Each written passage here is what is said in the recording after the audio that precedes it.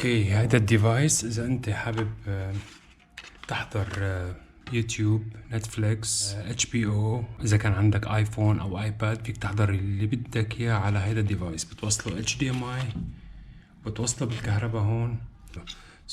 بس تخلص وتعمل سيت اب، بتفتح هيدي الابلكيشن اللي ورجيتكم اياها اللي هي الهوم، وبتعمل سيت اب ستيب باي ستيب. بيطلع لك على السكرين انه في كود بتكتبه هون، بيطلع لك نفس الكود، نكست فينيش، بعدين بتعمل برودكاست. اذا بتفوت مثلا على اليوتيوب ونحضر مثلا هيدا، اوكي، في عندكم هون هيدي البلس، شايفينها هاي البلس؟ هنوطي الصوت شوي.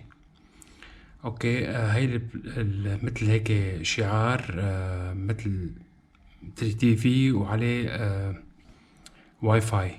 بتضغط عليه بيطلع لك وين بدك تعمل كاست، على اي كرومو كاست، بيعطيك كل الكرومو كاست الموجودة عندك. طبعا انا مطفيها كرمال هيك ما أنا شغالة. بتضغط عليها بيعرض لك اياها على التي في فورا.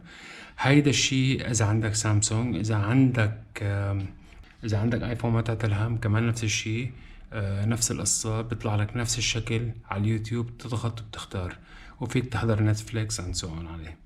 هيدي هي حبيت شارككم فيها. كرومو كاست كتير مهمة، حقها $35. هون يمكن حقها شي بحدود، بلبنان عم بحكي، حقها بحدود 60 $50 $60.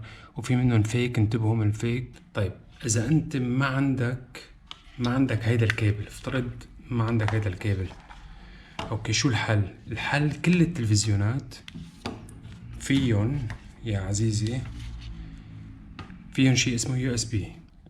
بتوصله على الكرومو كاست، واوتوماتيكلي فيك تاخد الباور لهيدا الديفايس من التي في. اوكي، ما تعتل هم اذا ضاع معك هيدي القطعة، او ضاع منك هيدا الكيبل. فيك تجيب اي كيبل يو اس بي سي، يو اس بي عادي، وتستعمله. Thank you so much. Don't forget to subscribe, like. سلام.